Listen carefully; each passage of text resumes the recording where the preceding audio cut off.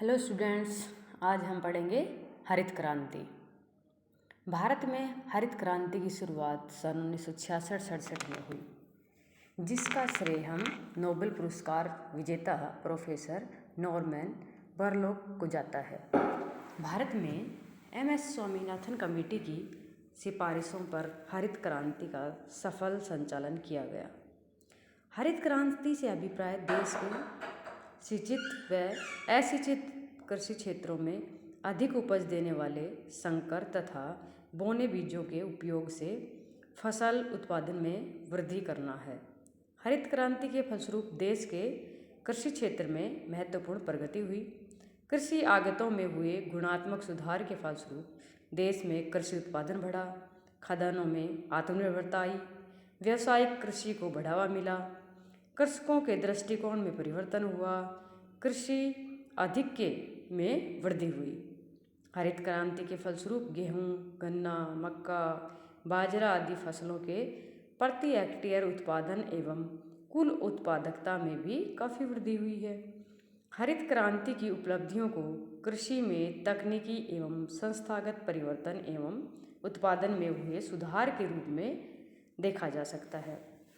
कुछ पॉइंट्स हैं जिनके आधार पर हम कृषि में जो परिवर्तन हुए और जिससे उत्पादन में वृद्धि हुई, हरित क्रांति आई, उनको एक्सप्लेन करेंगे। कृषि में तकनीकी एवं संस्थागत सुधार हुए। पहला सुधार रासायनिक उर्वरकों का प्रयोग। पहले हम हरी खाद का प्रयोग करते थे, गोबर की खाद का प्रयोग करते थे। जैसे ही हरित क्रांति आई, हमने रासायनिक उर्वरकों का प्रयोग शुरू किया, DAP खाद वगैरह का प्रयोग किया।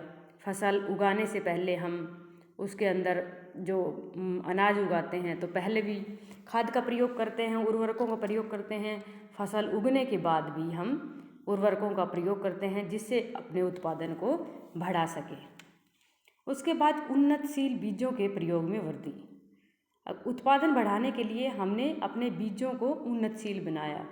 अच्छे बीज तैयार होने लगे, प्रयोगशालाएं हुई जिससे कि हम अच्छे बीजों का उत्पादन कर पाएँ और हम अच्छी फसल का उत्पादन कर पाएँ।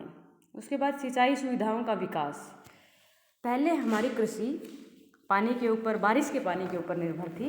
पानी की कमी से सिंचाई की सुविधाएं कम थी और बारिश होती तो ही फसल हो पाती थी। धीरे धीरे हमने बारिश के पानी को स्टॉक किया, नदियों के पानी को हर स्टेट तक पहुंचाया और नहर के द्वारा सिंचाई, नलकूप के द्वारा सिंचाई के सुविधाओं का हमने काफ़ी विकास किया है। पौधा संरक्षण। अब जो पौधे उग जाते हैं, फसल हम जब बोते हैं तो बहुत सारे पेड़ होते हैं, लेकिन धीरे धीरे कुछ पौधों पर कीटनाशक का प्रयोग, कीट जो होते हैं वो लग जाते हैं और वो पेड़ हैं वो खराब हो जाते हैं। तो हमें उनके अंदर कीटनाशक का प्रयोग करके हम पौधों का संरक्षण करते हैं। बहुफसली कार्यक्रम। बारिश के ऊपर जब कृषि निर्भर थी तो हम बहुत सारी फसलों का उत्पादन नहीं कर पाते थे। उसके बाद धीरे धीरे हमने बहुत सारी फसलों का उत्पादन एक ही वर्ष में करना शुरू किया। 2 महीने में, 4 महीने में हम कम से कम 2 फसल तो हर स्टेट में होती है और इसके अलावा कई स्टेट में 3 या 4 फसल भी एक साल के अंदर पैदा हो जाती हैं। आधुनिक कृषि यंत्रों का प्रयोग।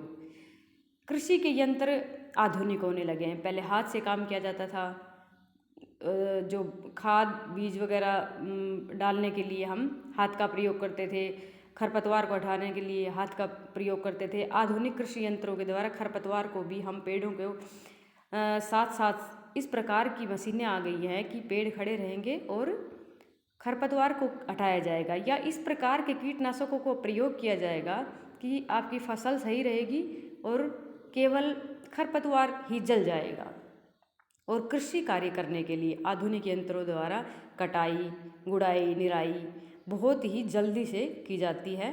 बड़े बड़े खेतों को हम बहुत ही कम समय में उसकी कटाई कर देते हैं और उसके बाद जो फसल है उसको, अनाज को निकालने के लिए भी मशीनों का प्रयोग किया जाने लगा है।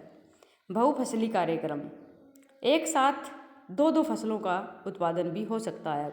बड़ी कुछ एक खेतों के अंदर बड़े पेड़ लगाकर उसके साथ नीचे छोटे छोटे पेड़ ऐसे लगाए जा सकते हैं कि एक साथ दो दो फसलों का उत्पादन भी किया जा सकता है। आधुनिक कृषि यंत्रों का प्रयोग, हम आधुनिक कृषि के जो यंत्र हैं उनका प्रयोग भी करने लगे हैं, जिससे और फटाफट से हम फसलों को कटाई गुड़ाई निराई वगैरह हम आसानी से कर सकते हैं। कृषि सेवा केंद्रों की स्थापना, कृषि सेवा केंद्र जिसके अंदर कृषि से संबंधित जो भी प्रॉब्लम्स होती हैं उनको सोल्व किया जाता है। वहाँ पर जाकर हम कोई सलाह लेनी होती है या लोन वगैरह लेना होता है तो उन सब चीज़ों का हमें इन केंद्रों के ऊपर पता चलता है। कृषि उद्योग निगम, कृषि उद्योग निगम के अंदर कृषि जो हम आसानी से इन उद्योगों के अंदर भेज देते हैं और ये उद्योग ऐसी फसलों का उत्पादन करने के लिए हमें, जो हम केवल खाद्यान्नों का ही उत्पादन नहीं करते हैं, ऐसी फसलों का भी उत्पादन करते हैं जिनसे हमें बेनिफिट होता है।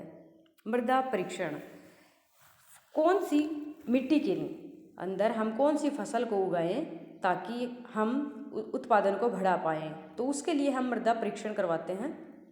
मिट्टी की जांच की जाती है और उसके अंदर उसी प्रकार की फसल बोई जाती है। भूमि संरक्षण, बारिश वगैरह आती है, भूमि का कटाव हो जाता है, हम भूमि के संरक्षण के लिए पेड़ लगाते हैं और हम भूमि का संरक्षण करते हैं।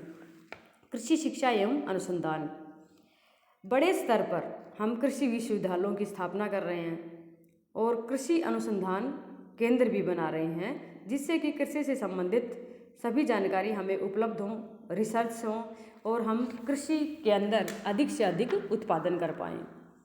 कृषि बचतों में वृद्धि, पहले हम केवल खाद्यान्नों का उत्पादन करते थे, केवल हम अपने खाने की फसलों का उत्पादन करते थे, लेकिन अब धीरे धीरे हम इस प्रकार की फसलों का उत्पादन करने लगे हैं कि हम उनसे हमारे को बचत हो, बेनिफिट्स हो और किस प्रकार से हम जो कृषि के अंदर अधिक से अधिक बचत कर पाएँ, उन सब चीज़ों के लिए हमारी सरकार प्रयासरत है। लेकिन इसके साथ साथ कुछ समस्याएं, कुछ कमियां भी रही हैं। हरित क्रांति का प्रभाव, सबसे पहले जो कमी है वो कुछ ही फसलों को तक रखा गया है। जैसे हरित क्रांति से ज्वार, बाजरा, गेहूँ, इन्हीं फसलों को ज़्यादा फायदा हुआ है। दूसरा, पूंजीवादी कृषि को बढ़ावा मिला है कि जिनके पास अधिक पैसा है, जिनके पास बड़े बड़े खेत हैं, वो लोग ही इस जो कृषि हरित क्रांति है उसका बेनिफिट उठा पा रहे हैं। कम पैसे वाले लोग या कम जिन लोगों के पास छोटे खेत हैं वो लोग इस हरित क्रांति का बेनिफिट नहीं उठा पा रहे हैं। संस्थागत सुधारों की आवश्यकता पर बल नहीं, हरित क्रांति के अंदर संस्थागत सुधार कम हो रहे हैं, जिससे सब लोगों को बेनिफिट नहीं हो पा रहा है। आवश्यक सुविधाओं का अभाव, हरित क्रांति के लिए सभी व्यक्तियों को जो जरूरी सुविधाएं हैं वो नहीं मिल पा रही हैं। क्षेत्रीय असंतुलन, कुछ स्टेट्स हैं जहाँ पर हरित क्रांति का सबसे अधिक प्रभाव देखने को मिला है, जैसे पंजाब, हरियाणा, उत्तर प्रदेश, महाराष्ट्र तथा तमिलनाडु तक ही लगभग ये सीमित रह गई है। सभी स्टेट्स को इसका बेनिफिट नहीं मिल पाया है। हरित क्रांति की सफलता के लिए हम कुछ सुझाव दे सकते हैं। पहला है, संस्थागत परिवर्तनों को प्रोत्साहन दिया जाए कि जो भी कृषि के अंदर जो सुधार होने हैं, उन जो परिवर्तन हमें करने चाहिए उन सबको प्रोत्साहन देना चाहिए। कृषि वित्त की सुविधा, बैंक से सरकार हमें कृषि के लिए ऋण दे, जिससे हम कृषि के अंदर जो भी हम अपनी फसल के अंदर बेनिफिट्स जो ला सकें, जो उनके उत्पादन वृद्धि के लिए जो कार्य कर सके, उसके लिए कृषक के पास पैसे की कमी नहीं होनी चाहिए। उनको हमें समय समय पर ऋण उपलब्ध करवाना चाहिए। रोजगार के अवसरों में वृद्धि, जो कृषक होता है उसके पास रोजगार के अवसर कम होते हैं, तो इस प्रकार की कृषि हो कि वो भी लोगों को रोजगार दे पाए और जो कृषक है वो भी उसमें अधिक से अधिक बेनिफिट उठा पाए। सिंचाई के साधनों का विकास, जहाँ पर पानी की कमी है वहाँ पर हमें सिंचाई के साधनों का विकास करना चाहिए। हर जगह पर, हर स्टेट में पानी को किसी भी प्रकार से नदियों को जोड़कर नहरों के द्वारा पानी उपलब्ध करवाया जाए, ताकि हर किसान अपनी फसल आसानी से उगा पाए और अधिक से अधिक बेनिफिट उठा पाए। सभी किसानों को हरित क्रांति का लाभ होना चाहिए।